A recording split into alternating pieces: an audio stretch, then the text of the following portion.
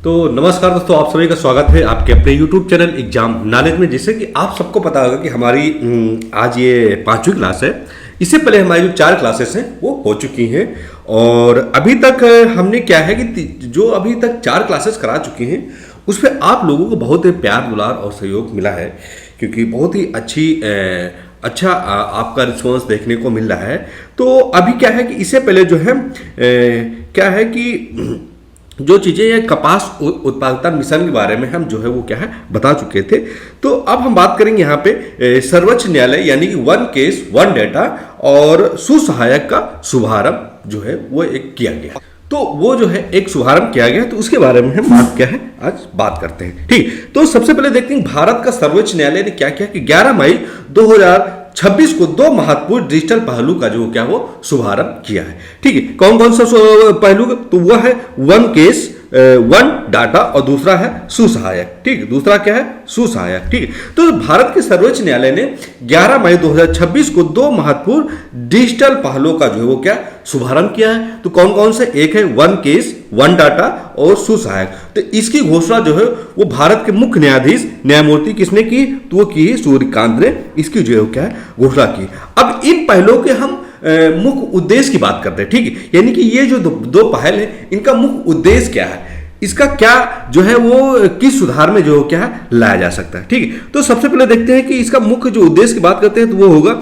Digital वाद प्रबंधन में सुधार करना। ठीक, पहला क्या होगा? डिजिटल वाद प्रबंधन में क्या है? सुधार करना और वादकारियों के लिए न्यायालय संबंधित सेवाओं को अधिक क्या है सुलभ बनाना। ठीक, यानी कि जो वादकारी हैं उन वादकारी न्यायालय संबंधी जो सेवाएं हों उनको क्या अधिक सुलभ यानी कि अधिक बहुत ही अधिक तरीके से सही सरल तरीके से क्या है सुलभ बनाना है। ठीक, यानी कि सरल तरीके से उसको क्या है सुलभ बनाना है। ठीक है, तो इतना आपको समझ में आ गया। अब यहाँ पे है कि वन केस वन डाटा क्या है। ठीक है, तो इसका जो स्मृत तथ्य के बारे में हम देखते हैं तो वन केस और वन डाटा हमारा जो है वो क्या है? तो वन केस वन डाटा हमारा जो है वो न्यायपालिका के विभिन्न स्तरों पर वाद प्रबंधन को सुव्यवस्थित करने की एक डिजिटल पहल है। ठीक है, क्या है कि यानी कि जो विभिन्न स्तर हैं उन विभिन्न स्तरों पर जो एक वाद प्रबंधन है तो उस वाद प्रबंधन को सुव्यवस्थित करने का एक डिजिटल पहल जो है वो क्या माना जाता है। अब इसका है कि वन केस वन डाटा का उद्देश्य जो है न्यायालयी वादों के लिए एकीकृत डिजिटल बेस जो डेटा है वो क्या है तैयार करना है। ठीक है, क्या करना है? तो डिजिटल डाटाबेस जो क्या है तैयार करना है। तो वन केस वन डाटा का उद्देश्य जो है ये न्यायालय के अंतर्गत इसका मुख्य उद्देश्य जो क्या है माना जा रहा है। ठीक, अब इसमें क्या है कि इसमें उच्च न्यायालय जैसे कि जिला न्यायालय ठीक और तालुके न्यायालय से बहुस्तरीय सूचनाएं जो है क्या है शामिल होंगी। ठीक है, यानी कि वन केस डाटा का जो उद्देश्य है वो छोटे जो न्यायालय हैं उन न्यायालय को एकीकृत डिजिटल डेटा जो डिजिटल डाटाबेस जो तैयार होगा उस डाटाबेस में जो इसमें उच्च न्यायालय हैं ठीक है जैसे कि जिला न्यायालय ये तालुका न्यायालय, तो इन सभी संबंधित जो एक बहुस्तरीय सूचनाएं हैं वो सूचनाएं जो है इसमें क्या है शामिल होंगी।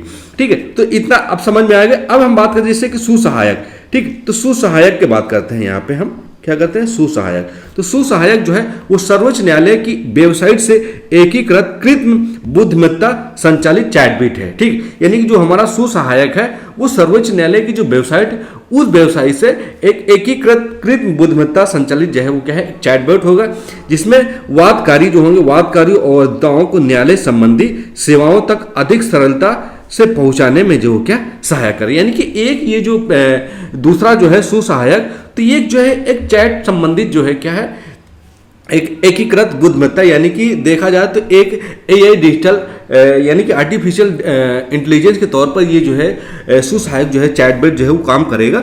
इसमें क्या होगा? जो वादकारी हैं जो अधिवक्ता लोग उनको क्या है न्यायालय संबंधी जो सूचनाएं हैं वो न्यायालय संबंधी सूचनाएं जो हैं वो क्या है इस चैटबॉट की सहायता से आपको क्या है वो सरल तरीके से प्रदान हो सकती। अब यह क्या है कि बुनियादी न्यायालय संबंधी प्रश्नों के लिए मध्यस्थ पर क्या है निर्भरता को कम करने में सहायक जो है वो क्या प्राप्त होगा।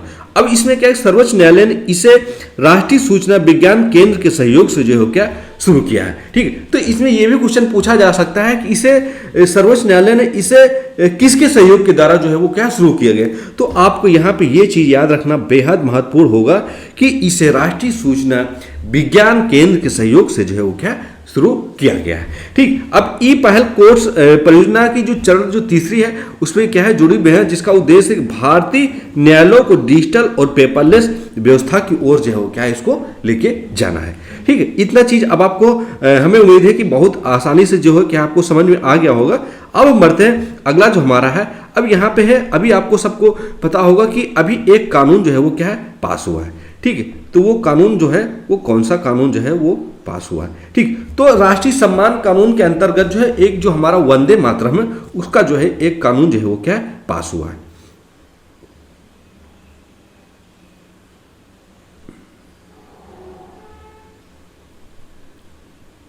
ठीक है, एक कानून जो है वो क्या है पास हुआ।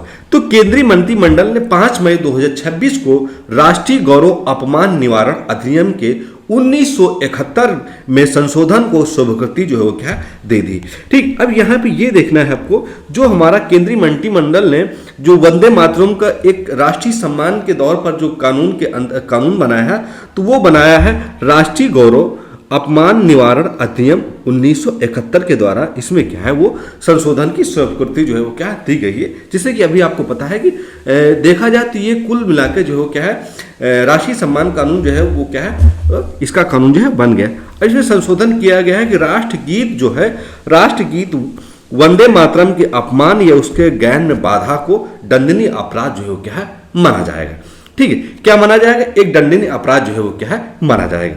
अब स्मृति तत्व की बात करते हैं, तो स्मृति तत्व जो हमारा है यानी कि प्रस्तावित संशोधन वंदे मातरम को राष्ट्रीय गौरव अपमान निवारण अधिनियम 1971 के विधिक ढांचे के अंतर्गत जो है वो क्या है लाया गया है। ठीक, अब यहाँ पर ये चीज आपको थोड़ा सा ध्यान रखने की जरूरत है, जो हमारा एक प्रस्तावित संशोधन वंदे मातरम जो राष्ट्रीय गौरव अपमान निवारण जो अधिनियम है 1971, उस 1971 के विधिक ढांचे के अंतर्गत जो है ये क्या है कानून लाया गया है। उस पर क्या है ये भारतीय राष्ट्रीय जो है उसका जो है एक राष्ट्रीय सम्मान के तौर पर ये कानून जो है क्या है बनाया गया है।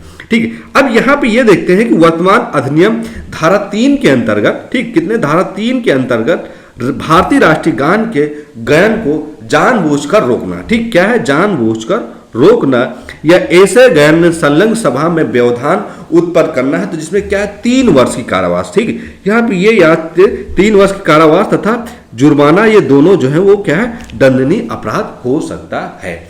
तो ये कानून जो बन गया है इसमें कितना 3 वर्ष की सजा है। ठीक, और प्लस जुर्माना है। ठीक, जुर्माना और कारावास दोनों जो है दोनों हो सकते हैं।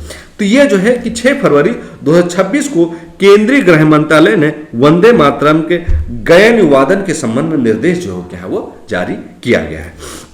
ठीक है, अब इसमें क्या है यदि किसी कार्यक्रम में राष्ट्रगीत या राष्ट्रगान दोनों गाए गए या बजाए जाते हैं तो राष्ट्रीय गीत पहले गाया या बजाया जाएगा। ठीक है, तो जैसे कोई कार्यक्रम होता है, ठीक, अब उस कार्यक्रम में हमें राष्ट्रीय गीत और राष्ट्रीय गान दोनों बजाना है। तो अब इसमें ये चीज थोड़ा सा समझना जरूरी है कि हमें सबसे पहले क्या है राष्ट्रीय गान गाना है या राष्ट्रीय गीत। तो इसमें यह गया है कि सबसे पहले जो है वो राष्ट्रीय गीत गाया जाएगा, उसके बाद जो है वो राष्ट्रीय गान बजाया जाएगा। ठीक,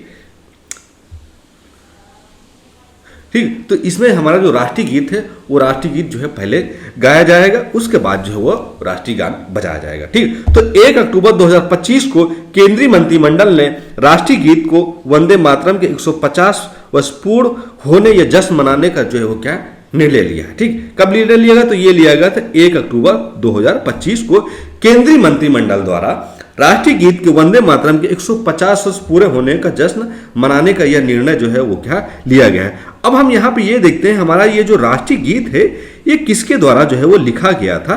ठीक है, तो राष्ट्रीय गीत वंदे मातरम की जो रचना है वो 1875 में, ठीक है, किसमें 1875 में बंकिम चंद्र चट्टोपाध्याय द्वारा जो है वो संस्कृत में जो है इसको क्या है लिखा गया। ठीक, किसमें लिखा गया, तो ये जो है संस्कृत में जो है क्या है लिखा गया। तो यह गीत उनके उपन्यास यानी कि जो बंकिम चंद्र चट्टोपाध्याय जी तिनका जो उपन्यास है कौन सा, वो आनंद मठ जो उपन्यास है उसमें क्या है ये सम्मिलित है। ठीक है, यानी कि 1875 में बंकिम चंद्र चट्टोपाध्याय ने इसको क्या है हमारा जो वंदे मातरम इसको संस्कृत में उन्होंने लिखा था अपनी उपन्यास जो किताब है उनकी आनंद मठ में।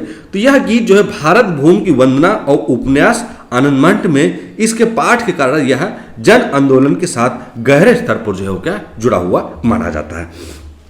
तो 1896 में वह पहला राजनीतिक अवसर था जब यह गीत कोलकाता में गाया गया था। ठीक, यानी कि 1875 में तो ये बंकिम चंद्र चट्टोपाध्याय द्वारा लिखा था, लेकिन ये पहला जो राजनीतिक अवसर था, जिस राजनीतिक अवसर में ये गाया गया था, तो वो था 1896 में, जब यह गीत कोलकाता का जो एक अधिवेशन हुआ था, उसमें भारतीय राष्ट्रीय कांग्रेस के 12वें वार्षिक अधिवेशन में ये जो है क्या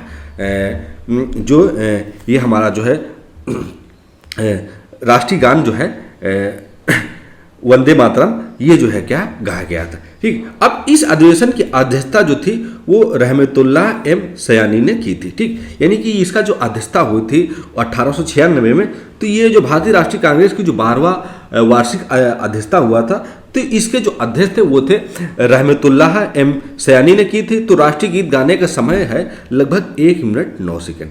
ठीक, राष्ट्रगीत गाने का समय कितना है, तो वो है 1 मिनट 9 सेकेंड है। इस गीत ने भारतीय स्वतंत्रता सेनानियों को प्रेरित किया था और वंदे मातरम का नारा देश की स्वतंत्रता के संघर्ष के समय राष्ट्रीय आंदोलनकारियों और नेताओं का एक मूल मंत्र जो है वो क्या है माना जाता है। ठीक है, क्या माना, एक मूल मंत्र जो है वो क्या है माना जाता है। अब इस गीत का अंग्रेजी अनुवाद किसने किया था, तो इसका जो अंग्रेजी अनुवाद किया था वो किया था अरविंदो घोष ने किया था।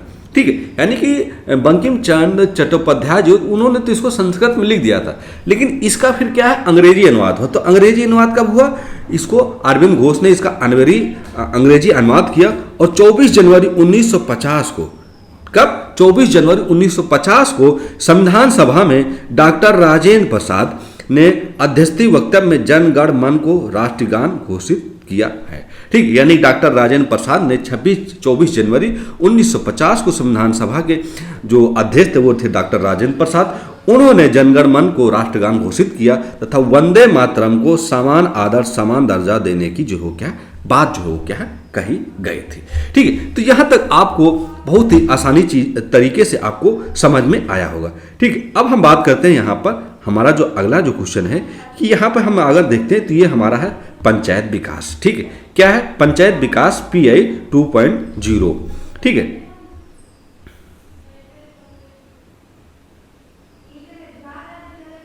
ठीक, अब यहाँ पर बात करते हैं पंचायत विकास सूचकांक PI 2.0। अब पंचायत राज मंत्रालय ने जमीनी स्तर पर शासन को मजबूत करने और समावेशी ग्रामीण विकास को बढ़ावा देने की दिशा में एक महत्वपूर्ण कदम उठाते हुए 24 अप्रैल 2026 को मनाए गए राष्ट्रीय पंचायती राज दिवस के अवसर पर वित्तीय वर्ष यानी 2023 और 24 के लिए पंचायती राज उन्नत सूचकांक, ठीक क्या है पंचायती राज उन्नत सूचकांक PI 2.0 रिपोर्ट जो है वो क्या है जारी की गई थी। यह रिपोर्ट पंचायती राज मंत्रालय द्वारा विकसित पंचायत राष्ट्रीय सूचकांक यानी कि PAI ग्राम पंचायतों और परंपरागत स्थानीय निकायों के विकास तथा शासन प्रदर्शन को वस्तुनिष्ठ और सत्यापन योग्य संकेतों के आधार पर जो है क्या मापा गया था। ठीक है, किसके संकेतों के आधार पर जो है क्या मापा गया था। अब यहाँ पे हम ये देखते हैं कि ये हमारा जो है प्रत्येक पंचायतों के लिए, ठीक है क्या है, हाँ ठीक, प्रत्येक पंचायतों के लिए एक रिपोर्ट के अनुसार समग्र अंकों के आधार पर जो है वो 3635 ग्राम पंचायत जो है वो क्या फ्रंट रनर के श्रेणी में जो क्या आते हैं। अब यहाँ पे हम देखते हैं कि जिन क्षेत्रों में ग्राम पंचायतों को एक उत्कृष्ट प्रदर्शन जो किया है उनमें गरीबी मुक्ति और विकास और पंचायत आजीविका सुधार में स्वास्थ्य और पंचायती जो क्या शामिल किया गया है। तो इसमें देखें तो सृजन के आधार पर देखो देश भर में कुल 3313 ग्राम पंचायतें GP पारंपरिक स्थानीय निकाय जिससे क्या ग्रेड +A या ग्रेड प्राप्त किया है। तो इसी प्रकार विषय स्वास्थ्य पंचायत और अंतर्गत 1015 ग्राम पंचायत और TLB के A+ ग्रेड जो है वो क्या प्राप्त किए गए हैं। किसमें किए हैं तो वो स्वास्थ्य पंचायत के अंतर्गत, ठीक किसके अंतर्गत किए हैं स्वास्थ्य पंचायत के अंतर्गत जो है वो क्या है किया गया है। ठीक है, अब यहाँ पर हम देखते हैं कि यह जो है हमारा PAI संक्रमण 1.0 के अंतर्गत देखें तो ये है जो है 80.79% की जो क्या भागीदारी की तुलना में एक उल्लेखनीय और सराहनीय सुधार हुआ है। ठीक, यानी कि हम PI 1.0 की बात कर रहे हैं तो 2.0 में लगभग 80% जो है वो भागीदारी की तुलना में एक उल्लेखनीय और सराहनीय सुधार जो है वो क्या हुआ है। ठीक है, एक उल्लेखनीय सुधार जो है वो क्या हुआ है। अगर हम देखते हैं इसमें बात करते हैं जैसे कि केंद्र शासित प्रदेश की वजह से कि हमारा जो है त्रिपुरा की अगर बात करें तो ये है 943 और तेलंगाना की अगर हम बात करें तो ये है 626। ठीक, कितना 626 फ्रंट रनर पंचायत की बात करें। अब वहीं अगर हम देखें आंध्र प्रदेश की बात करें तो ये है 591, उड़ीसा की अगर हम बात करते हैं तो यह है 555, महाराष्ट्र की अगर हम बात करते हैं तो वह 315, तमिलनाडु की अगर हम बात करें तो वह है 197। ठीक, अगर फ्रंट में बात करते हैं त्रिपुरा जो है वो फ्रंट रनर पंचायत के रूप में 943वें स्थान पर है। ठीक है, अगर हम प्रतिशत के आधार पर देखें तो प्रतिशत के आधार पर हमें जो है वो सबसे पहले क्या हमारा त्रिपुरा है। ठीक, 943 है और 943 की बात करते हैं ये हमारा है क्या 80.2% के लगभग जो है वो क्या माना जाता है। ठीक, सबसे कम की अगर बात करें, सबसे कम हमारा जो होगा वो होगा हमारा मिजोरम, यानी कि 34 पंचायतें, और इसमें अगर हम भागीदारी की बात करें वाली पंचायतें तो यह टोटल 840। प्रतिशत की अगर हम बात करें तो वो हमारा 4.0 होगा। ठीक, कितना होगा 4 पॉइंट हमारा जो होगा वो क्या होगा 0 होगा। ठीक है, अब इतने चीजें, अब हम बढ़ते हैं अगले टॉपिक की ओर। ठीक, अगला हमारा जो है वो हमारा है प्रधानमंत्री ग्राम सड़क योजना, जो हमारा है थर्ड जनरेशन जो है वो क्या है जारी है। ठीक, क्या हमारा थर्ड है। ठीक, तो प्रधानमंत्री ग्राम सड़क योजना हमारा जो थर्ड है वो ये है कि प्रधानमंत्री नरेंद्र मोदी की अध्यक्षता में केंद्रीय मंत्रिमंडल ने 18 अप्रैल 2026 को प्रधानमंत्री ग्रामीण सड़क योजना जो है वो तीसरी स्कीम यानी कि PMGY थर्ड को मार्च 2025 से बढ़ाकर मार्च 2028 तक वो जारी रखने की मंजूरी जो हो क्या प्रदान की है। ठीक, यानी कि पहले ये जो योजना थी वो मार्च 2025 तक थी। कब तक थी? मार्च 2025 तक थी। लेकिन प्रधानमंत्री ग्रामीण सड़क योजना जो है 18 अप्रैल 2026 को प्रधानमंत्री ग्रामीण सड़क योजना को मार्च 2028 तक जो हो गया इसको बढ़ा दिया गया है। लगभग 3 वर्ष के लिए क्या है इसे बढ़ा दिया गया है। अब उच्चतर माध्यमिक विद्यालय तथा अस्पतालों और बस्तियों को जोड़ने वाले थ्रू रूट्स, कितना है थ्रू रूट्स, यानी कि ये हमारी जो प्रधानमंत्री ग्रामीण सड़क योजना है, यानी कि ग्रामीण एरिया जो है वहाँ की सड़कें हैं, वहाँ की सड़कों को मजबूत देखभाल और पक्की सड़क का जो है एक तरीके से इसमें स्कीम का, तो इसमें ये दिए रखा है कि उच्च स्तर की माध्यमिक शिक्षा विद्यालय तथा अस्पताल और बस्तियों से जोड़ने वाले थ्रू रोड्स को, यानी कि रोड्स और ग्रामीण संपर्क मार्ग को जो क्या है जोड़ा जाए। तो यहाँ पे ये देखें मेजर रूरल लिंक्स का जो है क्या एक सुंदरीकरण जो है वो क्या किया जाएगा। तो प्रधानमंत्री ग्रामीण सड़क योजना अगर 3 की बात करते हैं तो संशोधित परवे यानी कि आउटले 80,250 करोड़ रुपए से बढ़कर 83,977 करोड़ रुपए जो वो क्या हो गए। यानी कि इस स्कीम को जो संशोधन किया 2025 तक था, मार्च 2025 तक, इसको 18 अप्रैल 2026 को बढ़ा दिया गया है, यानी कि मार्च 2028 तक जो क्या है कर दिया गया। तो इसकी जो लागत है वो लगभग 83,977 करोड़ रुपए जो है क्या लागत। तो मैदानी क्षेत्रों में सड़कों व पुलों को तथा पहाड़ी क्षेत्रों में सड़कों के निर्माण कार्यों को पूरा करने की समय सीमा जो है क्या मार्च 2028 तक जो है क्या बढ़ा दिया गया है। ठीक है, तो पहाड़ी क्षेत्रों में पुलों के निर्माण और कार्य को पूरा करने की समय सीमा जो है वो मार्च 2029 तक जो है क्या है बढ़ाई गई है। ठीक है, तो इतना आप लोगों को आसानी से समझ में आ रहा होगा। हमें उम्मीद है कि बहुत आसानी से आप इस चीज़ को समझ पा रहे हैं। तो प्रधानमंत्री ग्रामीण सड़क योजना जो हमारी है वो भारत सरकार का एक जो है प्रमुख ग्रामीण विकास कार्यक्रम जो हो क्या माना जाता है। किसके? सड़क के निर्माण के लिए। सड़क के निर्माण में ये होता है कि हर चीज़ की कनेक्टिविटी को मजबूत करता है, चाहे वो शिक्षा हो, चाहे वो स्वास्थ्य हो, चाहे वो विद्यालय का हो, चाहे वो अस्पताल का हो, या चाहे ऊंचे पहाड़ी क्षेत्रों का है। ठीक है, तो इसे जो है दिसंबर 2002 में प्रारंभ किया गया था। आपको याद होगा जो हमारा प्रधानमंत्री ग्रामीण सड़क विकास परियोजना की जो शुरुआत हुई थी ये हुई थी 25 दिसंबर 2000 में इसकी शुरुआत हुई थी। ठीक है, तो सन 2000 में इसकी शुरुआत हुई थी।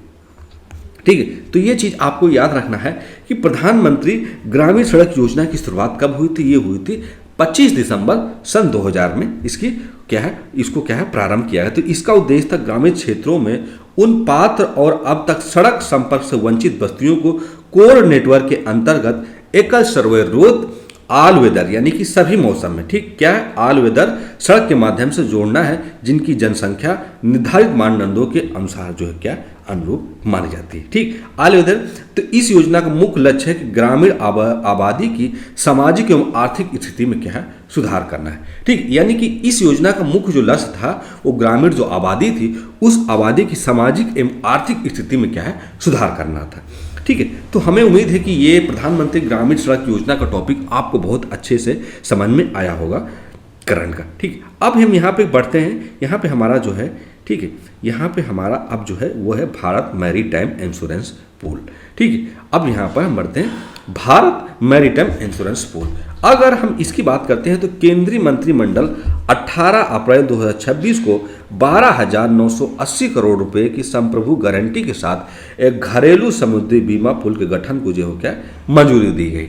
तो इसके बाद वित्त मंत्रालय के वित्तीय सेवा विभाग ने 12 मई 2026 को 1.5 बिलियन अमेरिकी डॉलर के अंतर्गत भारत मैरीटाइम इंश्योरेंस पूल को जो क्या एक क्या है अवगत जो है क्या दी गई। तो BMIAP की देखें तो 1.4 बिलियन अमेरिकी डॉलर के अंतर्गत जो है क्या है माना जाता है।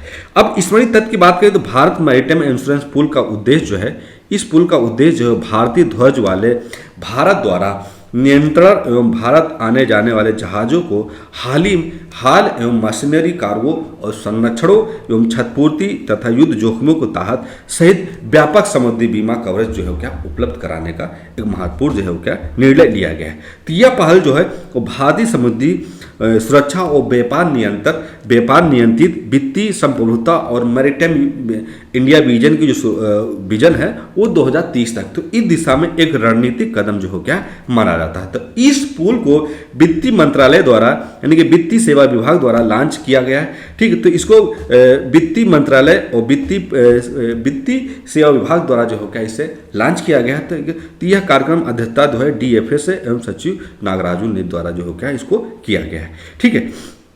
अब यहाँ पे हम देखते हैं तो यहाँ पे वैसा कुछ खास है नहीं यहाँ पे अब उतना, ठीक है। तो हम बढ़ते हैं दूसरे टॉपिक की ओर, ठीक, क्या बढ़ते हैं दूसरे टॉपिक की ओर। दूसरा हमारा जो टॉपिक है मातृ एवं बाल स्वास्थ्य देखभाल के लिए जननी प्लेटफॉर्म का जो क्या शुभारंभ किया गया, ठीक। किसका प्लेटफॉर्म को शुभारंभ किया गया, वो किया गया है जननी प्लेटफॉर्म का जो क्या शुभारंभ किया गया है।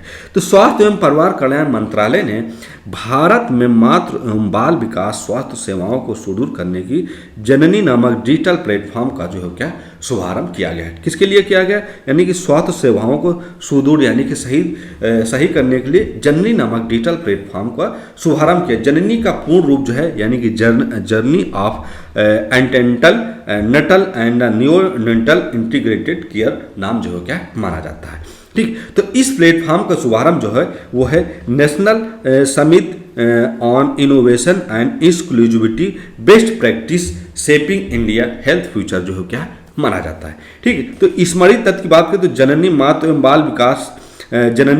एवं बाल स्वास्थ्य देखभाल के लिए एक सेवा और उन्मुख डिजिटल प्लेटफॉर्म जो क्या है माना जाता है। यह देखभाल की निरंतरता के अंतर्गत प्रमुख सेवा वितरण घटनाओं को दर्ज करके दीर्घकालिक स्वास्थ्य अभिलेख जो है वो क्या तैयार करता है, ठीक है। क्या करता है, यानी कि एक दीर्घकालिक स्वास्थ्य अभिलेख जो है वो क्या तैयार करता है। तो यह प्लेटफॉर्म जो है यानी कि प्रसव पूर्व देखभाल, प्रसव की तैयारी यानी कि स्थिति का स्त्री जो होती है यानी कि जो महिला होती है उसकी जो डिलीवरी के टाइम होता है, ठीक है। तो प्रसव पूर्व यानी कि उसके पहले देखभाल या प्रसव की तैयारी यानी कि डिलीवरी के टाइम उसकी तैयारी, और प्रसव प्रस्तर की देखभाल और नवजात देखभाल और ग्रह आधारित नवजात एवं छोटे बालक की देखभाल परिवार नियोजन के कवर को महत्वपूर्ण के रूप में इस योजना का जो क्या शुभारंभ जो हो क्या इसके तौर पर जो हो क्या किया गया है, ठीक है। अब हम बढ़ते हैं, अब हम बात करते हैं कि हमारा जो चुनाव की बात करते हैं, ठीक है। किसकी बात करते हैं, हम चुनाव की बात करते हैं। तो हमारे कुछ चुनाव जो हुए हैं विधानसभा के जो क्या है चुनाव हुए हैं 2026 में, ठीक है। क्या है कि विधानसभा का चुनाव हुआ है 2026 में। तो मई 2026 के विधानसभा चुनाव में की अगर हम बात करते हैं तो भारत में राजनीति में कई महत्वपूर्ण संकेत जो क्या देखने को मिले हैं। बात करते हैं भारतीय जनता पार्टी ने ऑल इंडिया तृणमूल की बात करते हैं,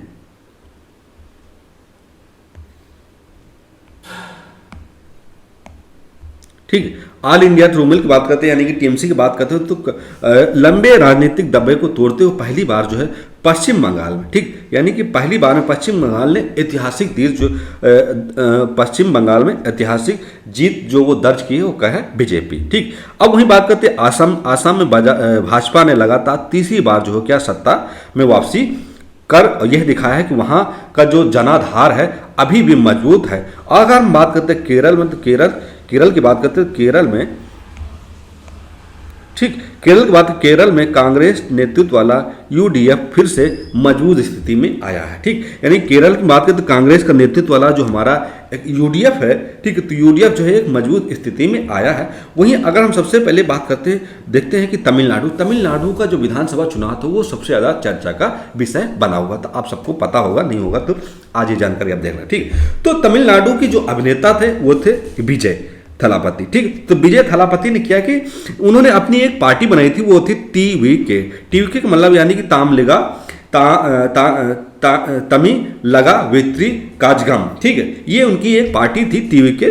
तो वो ये पहली बार जो है क्या चुनाव लड़ते हुए और बड़ी सफलता जो है क्या हासिल की थी। ठीक है, यानी कि ये पहली बार पार्टी बनी और पहली बार पार्टी बनने के बाद ये पहली बार चुनाव लड़ते हुए एक बड़ी सफलता जो है क्या हासिल के। और द्रविड़ मुनेत्रे कंगड़म की बात यानी कि डीएमके की बात करें तो ऑल इंडिया अन्ना द्रविड़ मुनेत्री कंगड़म जो है ये डीएमके के जो है वो पुरानी दो दलीय राजनीतियों को एक बड़ी चुनौती जो हो क्या दी गई। तो जीत जो है क्या बड़ी चुनौती दी और जीत जो है क्या ये दर्ज की। वहीं पुंचेरी में बात करें तो ऑल इंडिया एनआर कांग्रेस जो है वो नेतृत्व वाली एनडीए फिर से सत्ता के केंद्र में जो क्या है रहा है। तो इन चुनावों में टोटल बात करें तो 5 राज्य और केंद्र शासित प्रदेशों की विधानसभा सीटों पर परिणाम जो क्या घोषित किए गए। इसमें असम जो है, ठीक, असम देखें तो 126 सीटें और केरल जो है 140 सीटें और पुंचेरी 30 सीटें और तमिलनाडु 234 सीटें और पश्चिम बंगाल की बात करें 293 सीटें शामिल थी।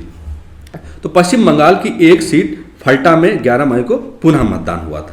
ठीक, तो अगर हम बात करें आसाम की विधानसभा की सीटें हैं वो है 126 सीटें हैं। ठीक, कितने 126 सीटें हैं। अगर हम केरल की बात करते हैं तो केरल में कितनी विधानसभा सीटें हैं वो है 140। और पुंचेरी की बात करते हैं तो पुंचेरी में केवल 30 सीटें हैं। और वहीं तमिलनाडु की बात करते हैं जहाँ पर टीवीके नई पार्टी बनी तो वहाँ पर 234 सीटें हैं। ठीक, कितने 234 सीटें हैं। और पश्चिम बंगाल की बात करते हैं वहाँ पर 293 सीटें शामिल थे। तो पश्चिम बंगाल की एक सीट जो फल्टा थी, फल्टा का 21 मई को वहाँ पर पुनः मतदान हुआ था। ठीक, तो भारत निर्वाचन आयोग द्वारा 15 मार्च 2026 को आसाम, केरल, तमिलनाडु, पश्चिम बंगाल और पुडुचेरी राज्य की विधानसभाओं के लिए 2026 के आम चुनावों के लिए कार्यक्रम की जो क्या इसने घोषणा की थी। ठीक, तो भारत निर्वाचन आयोग को संविधान के अनुच्छेद 324 और अनुच्छेद 172 के साथ पठित और जन प्रतिनिधित्व अधिनियम 1951 के धारा 15 के अंतर्गत प्रदत्त अधिकारों और शक्तियों के प्रयोग में असम, केरल, तमिलनाडु, पश्चिम बंगाल राज्य की विधानसभाओं तथा केंद्र शासित प्रदेश पुडुचेरी, ठीक, केंद्र शासित प्रदेश जो है क्या पुडुचेरी विधानसभा के कार्यकाल की समाप्ति पूर्व चुनाव कराने का दायित्व जो है क्या है वो सौंपा गया था निर्वाचन आयोग के द्वारा। धातव्य है कि असम, केरल और पुडुचेरी में मतदान जो है वो 9 अप्रैल 2026 को जो क्या है वो संपन्न हो गया था। ठीक, यानी असम, केरल और पुडुचेरी की अगर हम बात करते हैं तो वहां पर जो मतदान जो था वो 9 अप्रैल 2026 को जो क्या है वो संपन्न हो गया था। अगर वहीं बात करते हैं तमिलनाडु में, तमिलनाडु का चुनाव मतदान जो था वो 23 अप्रैल 2026 को संपन्न हुआ था। कब हुआ था? 23 अप्रैल 2026 को संपन्न हुआ था। वहीं पश्चिम बंगाल की अगर बात करते हैं चुनाव मतदान 2 चरणों में हुआ था। ठीक, कितने चरणों में हुआ था? ये 2 चरणों में हुआ था। पहला जो चरण था वो 29 अप्रैल का था, दूसरा चरण जो था वो पहला जो चरण था वो 23 अप्रैल को था और दूसरा जो चरण था वो था 29 अप्रैल 2026 को। तो एक सीट फल्टा की जो थी, फल्टा में जो है वहां पुनः मतदान यानी कि पुनः चुनाव यानी कि पुनः मतदान हुआ था, जिसका परिणाम जो 24 मई 2026 को जो क्या घोषित किया गया था। इन सभी राज्यों का चुनाव परिणाम जो था वो 4 मई 2026 को क्या है एक सीट पश्चिम बंगाल वाली छोड़ को जो क्या यानी कि सबका जो चुनाव परिणाम जो था वो 4 मई 2026 को जो क्या घोषित किया गया था। ठीक, अब पश्चिम बंगाल की बात करते हैं तो पश्चिम बंगाल जो थी भारतीय जनता पार्टी ने कितने 260 सीटें जीती। ठीक, यहाँ पर 260। ठीक, बीजेपी ने 260 सीटों के साथ बड़ी जीत दर्ज की। वहीं टीएमसी की बात करते हैं। ठीक, टीएमसी की बात करते हैं तो ये कितने 80 सीटें जो है क्या 80 सीटें इसको मिली थी। ठीक, कितने मिली थी? 80 सीटें जो है क्या टोटल इसको क्या है 80 सीटें जो है क्या मिली थी। ठीक है, ठीक है। अब यहाँ पे अगर हम बात करते हैं पश्चिम बंगाल विधानसभा चुनाव परिणामों के बारे में देखते हैं। ठीक है, थोड़ा सा जुकाम हो रखा है, बहुत परेशान कर रहा है। तो जैसे कि हमने बताया है, भारतीय जनता पार्टी यानी कि बीजेपी ने कितनी 207 सीटें हासिल की है। ठीक, वोट प्रतिशत की बात करते हैं 45.84% जो हो क्या वोट हासिल किया है। ठीक, वहीं अगर हम बात करते हैं टीएमसी की, ठीक है, टीएमसी की बात करते हैं, टीएमसी की अगर हम बात करते हैं तो यहाँ पर इसको कितनी सीटें मिली, 80 सीटें मिली, 80 सीटें। और वोट परसेंट की बात करते हैं यहाँ 40.80% जो है क्या वोट इसको जो है क्या मिला है। वहीं हम बात करते हैं कांग्रेस की, ठीक, यानी आईएनसी की बात करते हैं तो इसको कितनी सीटें मिली, 2 सीटें मिली। वोट परसेंटेज की बात करें 2.97% जो है क्या इसको वोट जो है क्या मिला है। वहीं आम जनता यूनियन पार्टी की बात करें यानी कि एजी यूपी की बात करते हैं, इसको कितनी सीटें मिली, 2 सीटें मिली, वोट का कोई परसेंटेज ही नहीं। ठीक, अब वहीं बात करते हैं ऑल इंडिया सेकुलर फ्रंट की बात करते हैं, इसको कितनी सीटें मिली, तो इसको मिली है 1 सीटें मिली, वोट का कोई परसेंटेज नहीं। सीपीआई की बात करते हैं तो इसको भी 1 सीटें मिली, वोट की बात करते हैं तो 4.45% जो क्या इसको वोट जो मिली है। ठीक है, तो धरपता की फल्टा सीट का परिणाम 24 मई 2026 को घोषित किया गया, जिसमें भारतीय जनता पार्टी के उम्मीदवार विजय हुए थे। ठीक, इसके भारतीय जनता के जो पार्टी के जो उम्मीदवार थे वो क्या है, जिसके बाद भारतीय जनता पार्टी द्वारा कुल जीत की गई सीटों की संख्या 208 हो गई। ठीक, यानी पहले 207 थी लेकिन अब कितनी हो गई, यहाँ पर 208 हो गई, क्योंकि वो भी सीट फल्टा वाली सीट भी बीजेपी ने जीत लिया था।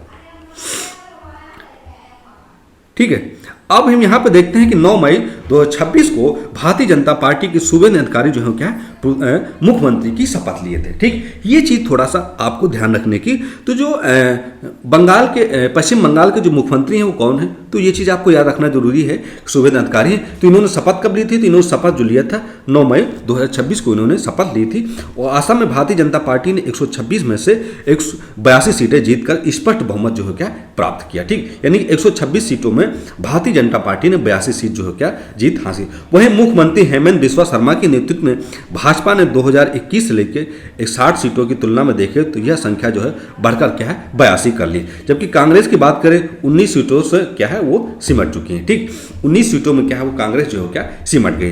ठीक है, तो भारतीय जनता पार्टी ने कितनी सीटें जीती, तो वो जीती 82। वोट परसेंटेज की बात करते तो वो है 37 यानी कि 37.81%। वहीं हम आईएनसी यानी कि इंडियन का नेशनल कांग्रेस की बात करते हैं तो यहाँ पर इसने कितनी 19 सीटें जीती है। वोट परसेंटेज की अगर हम बात करते हैं तो यहाँ पर 29.84% जो क्या वोट इसको क्या है प्राप्त हुए। वहीं बोडोलैंड पीपुल्स फ्रंट की बात करते हैं तो यहाँ पर इसको कितनी 10 सीटें मिली है। अगर वोट परसेंटेज की बात करते हैं यहाँ पर क्या है 3.73% वोट जो है क्या इसको मिला है। असम गण परिषद की बात यानी एजीपी की बात करते हैं तो एजीपी जो है उसने कितनी सीटें हासिल की, उसने 10 सीटें हासिल की। वोट परसेंटेज की अगर हम बात करें 6.47% क्या है वो हासिल है। अब यहाँ पे all India United democratic front की बात करते हैं तो इसको सीट कितनी मिली, 2 सीट मिली। वोट का परसेंटेज देखें तो 5.46% मिला है। रायजोर दल की बात करनी आरजी की बात करते हैं 2 सीटें मिली, उसका वोट का कोई परसेंटेज नहीं। ऑल इंडिया ट्रूमेल कांग्रेस की बात करनी एआईटीसी की बात करें इसको 1 सीट जो मिली है। वोट की परसेंटेज की बात करें तो वो है 0.89%। 12 मई 2026 को, ठीक है, अब यहाँ पे ये चीज याद है 12 मई 2026 को भारतीय जनता पार्टी के हेमंत बिस्वा शर्मा ने लगातार दूसरी बार जो है आसाम के मुख्यमंत्री की शपथ ली। ठीक, कितनी बार, दूसरी बार जो है आसाम के मुख्यमंत्री की शपथ की ली है। केरल की बात करते हैं, केरल वोट प्रतिशत के स्तर पर केरल पड़ा यूनाइटेड डेमोक्रेटिक फ्रंट का यूडीएफ के पक्ष में स्पष्ट जो है वो क्या देखने को मिला है। अब यूनाइटेड डेमोक्रेटिक फ्रंट की बात करें तो कांग्रेस और आईयूएमएल ने केरल में कांग्रेस और अन्य सहयोगी सहारे से लगभग 100 सीटों तक पहुंचकर सत्ता में वापसी की है। जबकि एलडीएफ जो है 35 सीटों पर जो है क्या वो निपट गई है। ठीक, कितने सीटों पर निपट गई, वो 35 सीटों पर निपट गई है।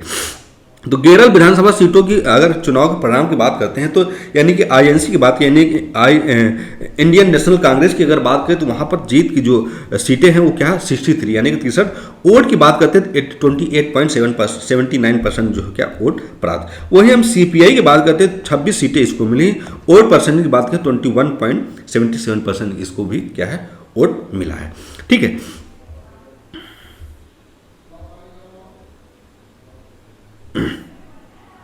ठीक, अब यहां पे हम देखें इंडियन मुस्लिम लीग यानी कि आईयूएमएल की बात करते हैं हम। ठीक है, किसकी, आईयूएमएल की अगर हम बात करते हैं तो इसको कितनी 22 सीटें मिली। ठीक, कितनी सीटें मिली, 22 सीटें। और सीपीआई की बात करें इसको 8 सीटें मिली, इसकी 8 सीटें। वोट की परसेंटेज बात करें तो इसको वोट का जो परसेंटेज था वो 66 पॉइंट ठीक, कितना 6.64% इसको जो क्या वोट जो क्या प्राप्त हुआ है। ठीक, केरल यानी कि एफसी की बात करें इसको 7 सीटें मिली, 2.43% वोट प्राप्त हुआ। भारतीय जनता पार्टी की बात करते हैं इसको 3 सीटें मिली, 11.42% जो है इसको वोट। अब आरजेडी यानी कि राष्ट्रीय जनता दल की बात करते हैं इसको 1 सीटें मिली, 0.82% वोट मिला है। तो ऐसे ही तो 18 मई 2026 को भारतीय राष्ट्रीय कांग्रेस के केबीडी, ठीक, किसने, यानी कि 18 मई 2026 को भारतीय राष्ट्रीय कांग्रेस से केबीडी सतीशन ने केरल के मुख्यमंत्री का जो क्या पद जो है क्या संभाला है। तो ये चीज़ें जो है थोड़ा सा आपको इंपॉर्टेंट के रूप में काम आ सकती है, ऐसे क्वेश्चन जो है पूछे। अब हम बात करते हैं पुडुचेरी की। ठीक है, पुडुचेरी की अगर देखें तो पुडुचेरी में 30 सीटों होती है विधानसभा की। तो ऑल इंडिया एनआर कांग्रेस ने 23.12% वोट के साथ 12 सीटें जो है क्या जीती है, सबसे बड़ी पार्टी जो है क्या ये बनी है। ठीक है, तो AINRC की बात करें तो 12 सीटें इसने जीत कर 23.12% जो है क्या वोट इसको प्राप्त किया। वहीं DMK की बात करें तो 5 सीटें प्राप्त हुई, 13.74% वोट। भारतीय जनता की अगर हम बात करें यानी कि बीजेपी की बात करें तो 12.19% जो है क्या इसको वोट जो है क्या प्राप्त हुए हैं, 4 सीटें इसको भी मिली। तमिलगा बेत्रा की बात करें यानी कि TVK की बात करते हैं, वहाँ पर भी इसने चुनाव लड़ा तो इसको वहाँ पर 2 सीटें मिली हैं, 16.72% वोट मिले हैं। अगर वहीं कांग्रेस की बात करते हैं तो यहाँ पर 17.54% इसको भी जो क्या वोट मिले हैं। ठीक है, LGK की बात करते हैं इसको 1 सीटें मिली हैं, और ADMK की बात करते हैं इसको 2 सीटें मिली हैं, 1.9% इसको भी वोट जो है क्या मिले हैं। अब नेयम मकल्लम कज्जम की बात करते हैं तो इसको 1 सीटें मिली, निर्दलीय को 3 सीटें मिली। ठीक, अब 13 मई 2026 को को एन रागासामी ने पुडुचेरी के मुख्यमंत्री के रूप में लगातार दूसरे कालकार है जो क्या है पदभार जो इन्होंने क्या है संभाला है। ठीक, लगातार दूसरी बार। अब वहीं बात करते हैं तमिलनाडु का परिणाम जो है 26 को चुनाव सबसे बड़ा राजनीतिक घटनाक्रम जो है क्या माना जाता है, जैसे कि आप सबको पहले भी बता चुके। तो तमिलनागा बेत्री काजगम यानी कि TVK को 108 सीटें जो हो मिली हैं, 34.92% वोट जो है जीत का सबसे बड़ी पार्टी जो क्या दर्ज की। तो सी जोसेफ विजय स्वयं भी इस चुनाव के सबसे बड़ा विजेता माने जा रहे हैं। 2 सीटें पेराम्बूर और तिरुचिरापल्ली पूर्व से इन्होंने क्या है वो सीट जो है क्या इस सीट से इन्होंने क्या जीत हासिल की। तमिलनागा वेत्री काजगम के श्रीनिवासा सेतुपाती आर ने महज 1 वोट के अंतर से इन्होंने क्या जीत जो है क्या दर्ज की है। ठीक है,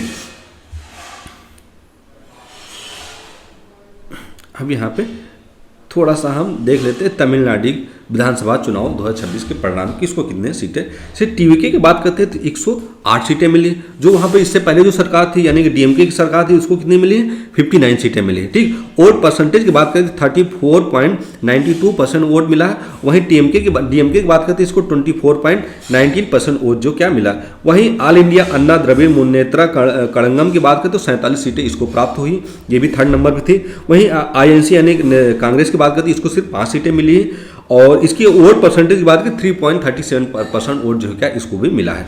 वहीं हम PMK की बात करें इसको 4 सीटें मिली हैं, और इंडियन यूनियन मुस्लिम लीग की बात करें तो इसको 2 सीटें मिली हैं। कम्युनिस्ट पार्टी ऑफ इंडिया की ये CPI की बात करें इसको 2 सीटें मिली हैं, और VSK की बात करें इसको भी 2 सीटें मिली हैं, और communist party of India Marxist यानी कि CPIM की बात करते हैं तो इसको 2 सीटें मिली हैं। भारतीय जनता पार्टी की BJP की बात करते हैं इसको 1 सीटें मिली हैं। देसियाई मोरमुक्का की बात करें यानी DMDK की बात करें इसको 1 भी सीटें मिली हैं। अम्मा मक्कलम मुनित्रम कजगम की बात करें, ऐसे ऐसे नाम हैं जो पढ़ने में और बोलने में थोड़ा सा अटपटात हो जाता है। ठीक है, तो अम्मा मकल्लम मुनित्रा काजगम की जो पार्टी है उसको क्या है 1 सीटें जो क्या मिली हैं। स्वतंत्रता के बाद से तमिलनाडु 84.69%, पश्चिम बंगाल और प्रथम चरण से 97.78% और द्वितीय चरण की बात करते हैं 91.66% जो है अब तक सर्वाधिक मतदान जो है प्रतिशत जो है क्या माना जाता है। वहीं 10 मई 2026 को तमिलनागा बेत्री काजगम केसी जोसेफ यानी विजय जी हैं वो तमिलनाडु के मुख्यमंत्री की शपथ जो क्या ली है। ठीक, अब संविधान संशोधन का जो हम बात करते हैं यानी कि हमारा जो संविधान संशोधन 31वां संविधान संशोधन हुआ है, ये संविधान संशोधन जो टॉपिक है ये थोड़ा सा नहीं बहुत ही महत्वपूर्ण आपके लिए हो सकता है। संविधान संशोधन से जो भी महत्वपूर्ण प्रक्रिया है उन सारी चीज़ों को आज समझने का पूरा प्रयास करें। और इसीलिए कहते हैं कि हमेशा कोई भी क्लास हो आप पूरा देखिए, समझिए कहाँ पर कौन सा क्वेश्चन, कौन सा टॉपिक आपके लिए इंपॉर्टेंट हो सकता है। तो संविधान का 131वां, ठीक 131 संविधान संशोधन विधेयक यानी कि 2026 16 अप्रैल 2026 को लोकसभा में जो है क्या इसको प्रस्तुत किया गया था, परंतु 17 अप्रैल 2026 को लोकसभा में आवश्यक विशेष बहुमत प्राप्त न कर पाने के कारण जो है क्या पारित नहीं हो सका। ठीक, यानी कि 131वां जो संविधान संशोधन था वो विशेष बहुमत प्राप्त न होने के कारण जो है क्या बहुमत पारित नहीं हो सका।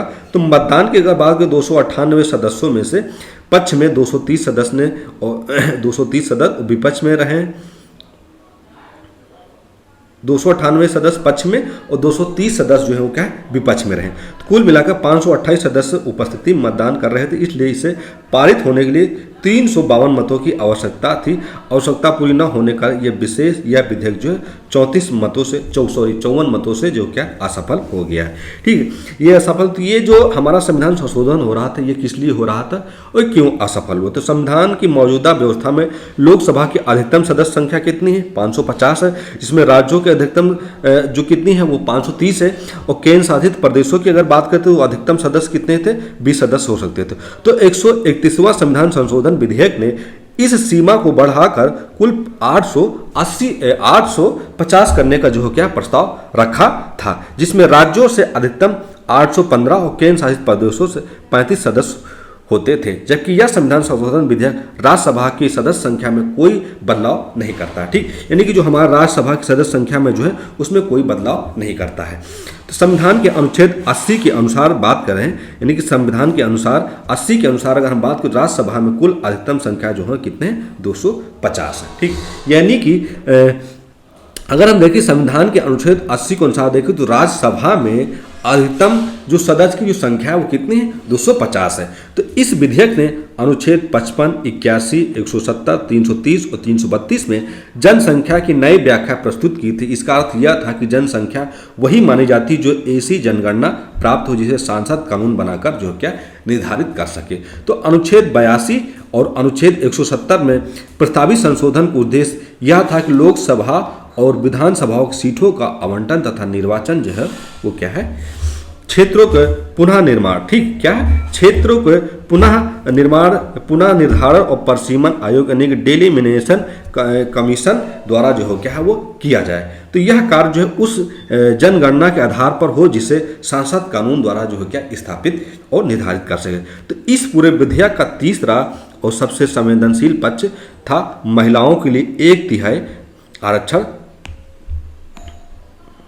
ठीक, तो ये तीसरा सबसे जो मुख्य जो चीज थी वो ये था कि यहाँ पे जो महिलाओं के लिए 1/3 आरक्षण, ठीक, कितना 1/3 आरक्षण के क्रियान्वयन का प्रश्न उठा। तो महिला आरक्षण के मामले में 106वें संविधान संशोधन अधिनियम 2023 ने लोकसभा और राज्यसभा दोनों जगह से राष्ट्रीय राजधानी क्षेत्र दिल्ली विधानसभा महिलाओं के आरक्षण का प्रावधान जो था वो था। यानी कि महिलाओं का आरक्षण संबंधी जो 106वां संविधान संशोधन हुआ था 2023 में, तो लोकसभा राज्यसभा दोनों विधानसभा और राष्ट्रीय राजधानी क्षेत्र जो है वो नई दिल्ली में, तो इसमें क्या है महिलाओं का आरक्षण के लिए प्रावधान जो क्या किया गया था। तो इस संशोधन के अंतर्गत महिला आरक्षण लागू होने की शर्त यह है कि 106वें संविधान संशोधन के प्रारंभ के बाद पहली जनगणना के आंकड़े प्रकाशित हो और उसके बाद परिसीमन लागू किया जाएगा। ठीक, यानी कि अब थोड़ा सा हम आपको डिटेल में ये समझा देते हैं। जब 106 संविधान संशोधन हुआ था तो वो संविधान संशोधन जो हुआ था वहाँ पर लोकसभा और राज्य विधानसभा और राष्ट्रीय राजधानी क्षेत्र यानी कि दिल्ली, तो इसमें ये हुआ था कि महिलाओं को 1/3 आरक्षण जो हो क्या प्रदान किया जाएगा। यानी कि ये 106 संविधान संशोधन जो था वो तो पास हो गया था। ठीक, तो अब उसके पास होने के बाद फिर यहाँ पे ये निर्णय लिया गया था इस संशोधन को आरक्षण को तभी लागू किया जाएगा जब संविधान संशोधन प्रारंभ होने की पहली जनगणना, यानी कि पास हो गया था। अब इसमें यह हुआ था कि लागू तब किया जाएगा जब जनगणना की जाएगी। जनगणना से ये होता है कि जनगणना हो जाएगी तो उससे ये पता चल जाएगा कि कितनी किसकी जनसंख्या, उसके तौर पर वहाँ पर 1/3 आरक्षण जो हो क्या महिलाओं को दिया जाएगा। अब यहाँ पर ये जो हमारा 131वां संविधान संशोधन जो वही आके यहाँ पर असफल यानी कि विफल हो गया है। वहाँ पर जो है कि उसको वोट की जो मत थी वो 298 मिली, उसको 351 वोट चाहिए थे। ठीक। तो यहाँ पर जो है क्या पहली जनगणना के आंकड़े प्रकाशित हो और उसके बाद ये परसीमन जो है क्या लागू होगा। कौन सा परसीमन? जो संविधान संशोधन 106वां जो है क्या पारित हुआ था। अब यही जो है असफल हो गया है। ठीक है। अब संघ राज्य क्षेत्र विधि संशोधन 226 संघ राज्य क्षेत्र विधि संशोधन का मुख्य उद्देश्य पुडुचेरी, राष्ट्रीय राजधानी दिल्ली और जम्मू कश्मीर से संबंधित मौजूदा कानूनों को नए परसीमन व्यवस्था और महिला आरक्षण के प्रस्तावित ढांचे के अनुरूप बनाना था। ठीक है। तो इस विधेयक में 1993 की यूनियन टेरिटरी शासन अधिनियम, 1991 का राष्ट्रीय राजधानी क्षेत्र दिल्ली शासन अधिनियम, जैसे कि बताया 2019 के जम्मू और कश्मीर पुनर्गठन अधिनियम के संशोधन का प्रस्ताव किया गया था। पुडुचेरी के संबंध में यह व्यवस्था की गई थी कि उसकी विधानसभा कुल सीटों की संख्या अब स्थिर रूप से 30 न मानी जाए, बल्कि परसीमन आयोग डेलिमिटेशन कमीशन द्वारा निर्धारित की जाए, पर वह 30 से कम ना हो सके। ठीक। यहाँ पर इस चीज़ के लिए थोड़ा सा उसकी जो पुडुचेरी जो विधानसभा सीटें हैं उसको ये, जैसे कि अभी पुडुचेरी विधानसभा का जो चुनाव हुआ है, ठीक है, तो ना मानी जाए, डेलिमिटेशन के कमिश्नर द्वारा निर्धारित किए। दिल्ली के संबंध में इस विधेयक ने प्रस्ताव किया कि दिल्ली विधानसभा कुल सीटों की संख्या परसीमन आयोग यानी डेलिमिटेशन कमीशन तय करेगा। तो वहाँ पर क्या 70 से कम सीटें जो हैं क्या नहीं होंगी, जैसे कि आपको सबको पता है। जम्मू कश्मीर के लिए विधेयक अधिक प्रस्तुत है। इसमें प्रस्ताव था कि जम्मू कश्मीर और विधानसभा कुल निर्वाचित सीटों की संख्या परसीमन आयोग कम से कम वहाँ पर 114 सीटें जो हैं क्या कम नहीं होंगी। पाकिस्तान कब्जे वाले क्षेत्र बात के 24 सीटें रिक्त रहेंगी और कुल सदस्य संख्या की गणना शामिल नहीं होगी। ठीक। यानी कि 24 सीटें जो हैं पाकिस्तान कब्जे वाले पीओके जो है वो पाकिस्तान कब्जे में है, तो 24 सीटें रिक्त रहेंगी और कुल सदस्य संख्या की गणना जो है वो शामिल, यानी कि इसकी जो संख्या है कुल सदस्य संख्या जो वो शामिल नहीं होगी। परसीमन विधेयक 2026 की बात करते हैं तो यह मुख्य उद्देश्य निर्वाचन क्षेत्रों को पुनर्गठन करना और जनसंख्या के आधार पर सांसदीय विधानसभा सीटों का पुनः वितरण करना, जिसमें वर्ष 1976 से लागू सीटों के आवंटन पर जो लगी रोक वो क्या हट सकेगी। ठीक। तो इससे अंतर्गत परसीमन आयोग के गठन का प्रस्ताव किया गया था, जिसमें एक अध्यक्ष होता था जो उच्चतम न्यायालय के न्यायाधीश रहा हो या मुख्य निर्वाचन आयुक्त या उनके द्वारा नामित कोई निर्वाचन आयोग सदस्य होता, जिसके द्वारा जो है क्या है वो राज्य निर्वाचन आयोग जो हो क्या सदस्य जो हो क्या लागू होगा। ठीक है। तो ये हमारी जो आज 5वीं क्लास थी आय दृष्टि की, तो ये हमारी फाइनली जो क्या है कंप्लीट हो चुकी है। तो प्लीज़ आप लोगों से रिक्वेस्ट है कि हमारी इस क्लास को देखिए, भरपूर प्यार दीजिए, सहयोग दीजिए और सपोर्ट करिए आप लोग, और अपने दोस्तों को भी शेयर करिए और कमेंट करके बताइए कैसी लगी, हमने कितने आसानी इस तरीके से समझाया है। और कोई भी चीज़ आपको मिस्टेक या कुछ भी पूछना तो आप कमेंट के जरिए भी पूछ सकते हैं, या तो आप हमारा टेलीग्राम जो चैनल एग्जाम नॉलेज उसके थ्रू आप हमसे जुड़ सकते हैं। अब हम फिर मिलेंगे नेक्स्ट क्लास के साथ। जय हिंद।